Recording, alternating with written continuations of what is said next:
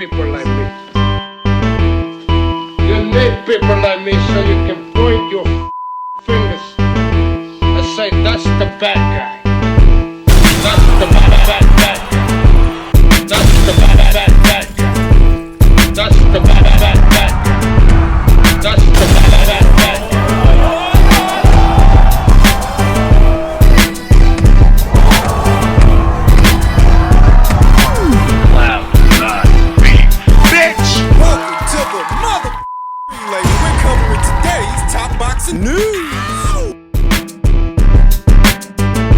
Through that fight, you didn't have it all your own way, but you dominated.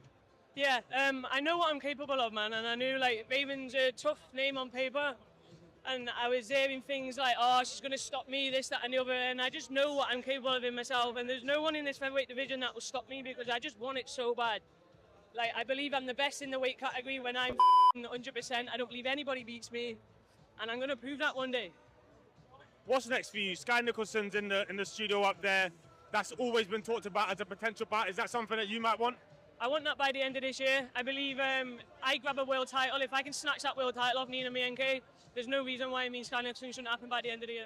That was Karriss Artingstall about a week ago, post-fight, immediately after the Raven Chapman fight, now the Raven Chapman win, outlining her master plan Karriss to get reigning WBC champion Sky Nicholson in the ring, and not just get Sky in the ring, but unify a title, become a world champion herself.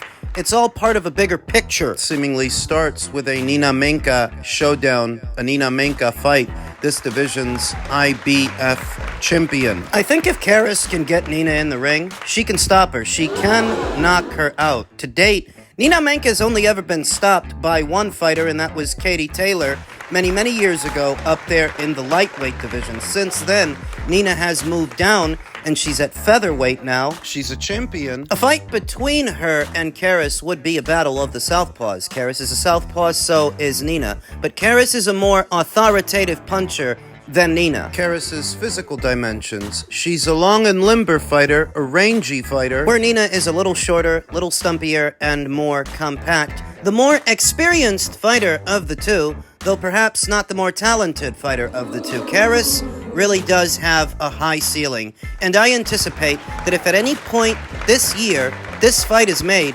Karriss doesn't just beat Nina, she knocks her out. She stops her. Karriss Should, for any reason, Ben Shalom fail to deliver that fight to Karriss, fail to deliver her the blue belt, there are other belts to pursue, other avenues to peruse in the featherweight division now that we know conclusively Amanda's not coming back down to feather for her next fight. And as a result, she may end up dropping the two alphabet titles she still holds. And the Serrano's fighting Katie Taylor in a trilogy at 140 pounds in the next fight. The two titles that she still holds are the WBO title and the WBA title, both of which I think she's going to vacate in the not-so-distant future, at which point Karriss can pick one or some of them up, if she doesn't get a Nina Meinke fight. Via the WBO, former champion Sarah Mahfoud is ranked at number 1. This is who I think Karriss Artingstall would have to go through to get in position to pick up the vacant WBO title should it become vacant, and I think Karriss beats her. Sarah Mahfoud doesn't have the firepower to keep Karriss Artingstall off. That's via the WBO. Via the WBA, Spain's own Jennifer Miranda is their interim champion, already installed as interim champion, meaning she's the fighter that is most in line to fight for the full title. In the last set of updated rank standings, Karriss Artingstall comes in at number 8. As a result of the Raven Chapman win, it's conceivable that in the next set of updated rank standings, she will have gained considerable ground. And if she aspires to one day fight for the full WBA title, she will have to go through Jennifer Miranda, who I also think she would beat. Oh yeah, she beats her too. It's not uncommon for unbeaten up-and-comers in the sport of boxing to all make the same boisterous claims that Karriss Artingstall made after the fight. The difference between them is Karriss has the ingredients to do it. Karriss! Fearsome foe. A fearsome adversary for not just Sky Nicholson, but pretty much every featherweight in this division. Karriss is coming. And I don't think the featherweight division is ready for it. Ben Shalom needs to do is get it 2, maybe even 3 more fights this year for a grand total of 4. She's got lost time to make up for, catching up to do. She's got to catch up to Sky. She's just as talented as Sky, though perhaps not as well known. Ben needs to do a better job of promoting this fighter. I see a champion in Karriss Artingstall, and I see a threat to anyone and everyone at or around these weights. I am impressed with Karriss Artingstall, and I look forward to seeing her next fight. She looked great. Elsewhere in the world of boxing, veteran boxing scribe Michael Woods caught up with the Bob father, who had this and that to say about a couple of his boys and the future of Toprank. Toprank will have its annual New York City event to coincide with the Puerto Rican Day Parade weekend, boss man Bob Arum said on Thursday afternoon to Michael. The garden is reserved. Probably it's Zandazayas as the feature attraction. He stated, noting that there is time to figure it out because the parade is Sunday, June 8th, where Top Rank's ESPN deal is set to end this summer, right around that time. And you know, Michael asked him about Inouye's upcoming fight. He asked him about Vasily Lomachenko's upcoming fight, if he is in fact going to fight. But that's not what everybody has on their minds as it pertains to Top Rank. It's the end of the ESPN deal everybody's thinking about. And where will Top Rank go if they're not on ESPN anymore? Plans are going forward with network partners, and in the next month or so, we'll know. Michael Woods stated, forgive me, I didn't fish for a hint here. I didn't think he'd want to talk speculative partners, so we can restart these engines of speculation, friends. I saw Boxing Insider Rick Glacier comment on the subject, saying, with Top Rank's last ESPN boxing show of their deal, July 26, and with Top Rank not currently having a TV or streaming deal going forward, also Bob Arum's gonna be 94, look for big changes at Top Rank. The Top Rank we will see shortly won't be the Top Rank we have come to know. Tumultuous times. Tumultuous weather in a tumultuous landscape. But the old saying goes, fair weather never made a good captain. If Todd Duboff really is the heir apparent to the Top Rank empire, he's gonna have to prove it, earn it, and guide them into a brave future. While Boxing Insider Rick Glacier seemingly criticizes the company for its arrogance. He said things aren't exactly going smoothly for Top Rank these days, including a $25 million lawsuit filed by boxing manager Billy Keane. Just maybe the Top Rank executives' arrogance has caught up with them, and not to use their greatest assets in Hall of Fame inductees and great boxing minds Bruce Trempler and Brad Goodman in recent years in making the bigger boxing decisions was never a good sign. Executives' arrogance is what that is. Top Rank forget they're promoters. The executives in recent years kept saying they are content providers, as their ESPN ratings were going down. In reality, they needed to be promoters that provided content. Now, they are looking for a media platform to provide the content to after their ESPN deal ends July 26th. Best regards to everyone involved going forward. Is that the way it is? Is all of this a byproduct of arrogance? The way Rick Glacier says it is. And if it is, whose arrogance are we talking about? I don't necessarily agree with Rick Glacier's assessment, because if you look around, the numbers are down for boxing everywhere. Not just at Top Rank and ESPN. Before that, it was Showtime and PBC, and before that, it was PBC on Fox. I don't imagine Golden Boy Promotions' numbers are any better outside of whatever they do with Ryan Garcia, all of his star power. That doesn't seem to extend to any of their other fighters. When you chastise Top Rank for what is intended to be their arrogance, what was intended to be the countermeasure? What should they have done that they didn't do? And what could they do in this landscape? I happen to think the fractured nature of the sport the last 10 years or so, exclusivity deals with networks, these fighters fight over here and those fighters fight over there. Those guys are out there somewhere. There are many contributing factors, not just one, to boxing's decline in this country in a very general sense. Boxing used to be shown on terrestrial television, which was accessible to everyone, and coincidentally, that's when boxing was at its biggest. Over time, they moved over to premium cable networks, which shrunk the size of the audience because not everybody had premium cable channels like HBO and Showtime. That was a slow burn that took place over many, many years, that the audience that takes in boxing is becoming progressively smaller and smaller. I wouldn't put that on Toprank. Things change over time, that's just the way it is, and the sport becoming more fractured and fragmented, that accelerated that process. That there are fights that people want to see, that they get up for, they get excited about, but they're not happening, or they're not happening often enough. That also shrunk the size of the audience. Waning interest in a sport that regularly fails to deliver what it is the fans want, the fights they are asking for. Instead, offering up substitutes and telling you, well, this is just as good. Nobody in America had all the cards, or so many of them, that they could afford to operate like an island. So while you may have several different promoters in the American boxing scene, these different brands, these different outfits, they're all still catering to the same audience. If one promoter decides he doesn't want to work with the other, it affects them both. And overall, the health of the market, when what the people wanted was Vasyl Lomachenko versus Gervonta Davis a few years ago, for example, or Vasyl Lomachenko versus Meinke Garcia, and none of that happens, it affects the whole market. That I wouldn't chalk all of this up to arrogance like Rick Glacier is, because what the hell was Toprank supposed to do? What could they do? They managed to keep as many of their fights off pay-per-view as possible, making those fights more accessible to the consumer since they weren't behind a paywall, but you're only going to get so far by yourself. Can't tell you what specifically they did that was wrong. Outside of operating in what is a fractured industry, where you don't hold all the cards, and neither do the other guys, you all have your competing interests, which the audience is becoming less and less interested in. What comes to mind is that this is a fractured, fragmented sport.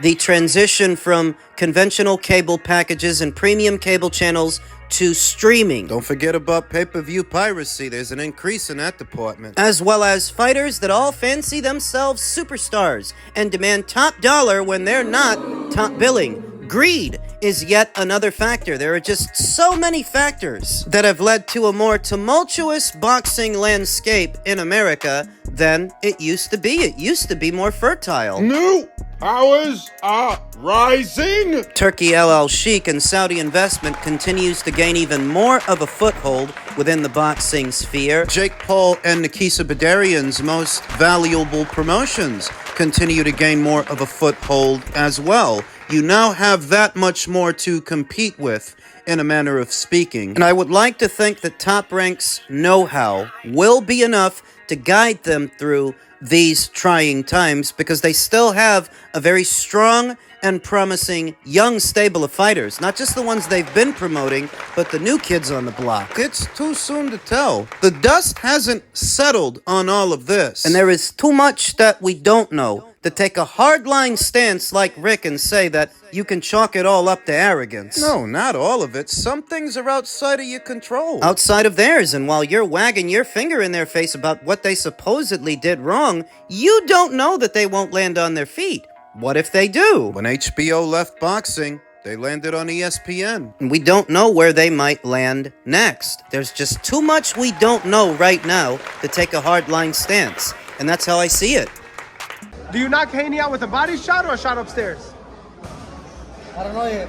We're going to try to do whatever. We're going to throw both, a body and head. Seems like the right strategy to me. Throw so much at Devin Haney so often that he doesn't know what to do at a time where it will have been a year or a little over a year since he last saw action, and when he did, he got beat up. We don't know what Devin Haney's mental state is. We don't know that the demons from that fight aren't still up there haunting him. On one end, you say that Jose Ramirez was just outpointed by Arnold Barboza, who's no brawler, no bruiser. He's a boxer, and he beat Jose Ramirez. Is Arnold Barboza a better boxer than Devin Haney? Can he do a better job of moving and punching and countering, using the ring? Because he just beat Jose. Yeah, but he didn't just get his ass kicked. And when he fought Jose, he wasn't coming off a year of inactivity like Devin is. And an ass-kicking, the mental state of Devin Haney as he has fast become a social pariah. In the boxing community, the last few months has been piling on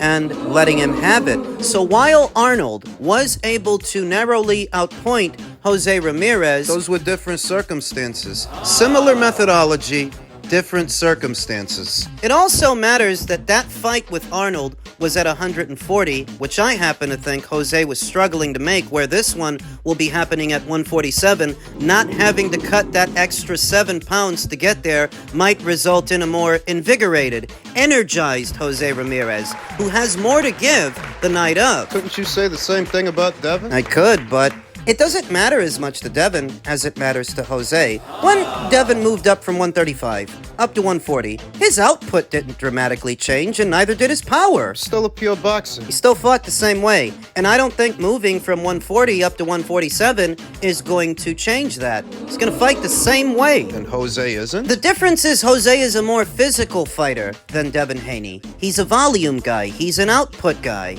At a healthier weight, may be able to put out even more, put out more punches, more combinations, more aggression, with more energy, because he's a more physical fighter, where Devin is more cerebral. Moving up, I think, helps Jose a little more than it helps Devin. And he ain't little either. He's not one of these short, stocky, stumpy 140-pounders. Jose always had a lot of size for that division. Now at 147, might be more solid. Take a more solid punch. Devin Haney, as we all know, is not a knockout merchant. He don't land with no authority. There ain't much chance that he knocks out Jose Ramirez, I think. And if Jose is more durable and more solid from fighting at 147 and not boiling down to 140, that spells trouble for Devin. Are you saying you've got Jose winning the fight? I'm saying he might.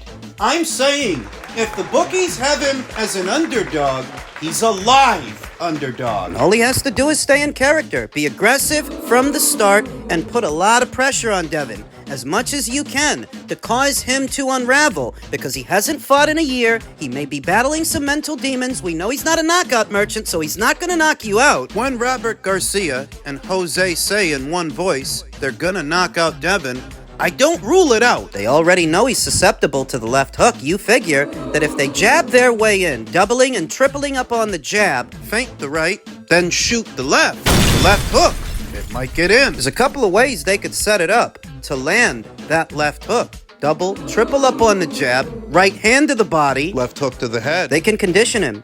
Try for body shots, a consistent effort to go to Devin's body to get him to drop his hands, so as the fight progresses, you can then land upstairs, land the left hook. There are a lot of ways they can set this up and make it happen, because they already know he's susceptible to it. And that's if they're the ones initiating. If Devin tries to, and he tries to step into his jab, you can counter him with a counter left hook like Ryan Garcia did. Jose is not as fast as Ryan Garcia, but I don't know that he needs to be against Devin, who the night of will have been out for over a year. There's gonna be some ring rust there. I like this fight. It intrigues me, because on one end, Jose Ramirez has been outpointed before by a boxer and a mover, but on the other end of it, those were different circumstances. 50-50 fight. I'm not telling you that it's a foregone conclusion Jose wins, so much as he has an avenue to win. And you never know. Maybe Devin Haney surprises us all. Maybe he learns from all of the mistakes last year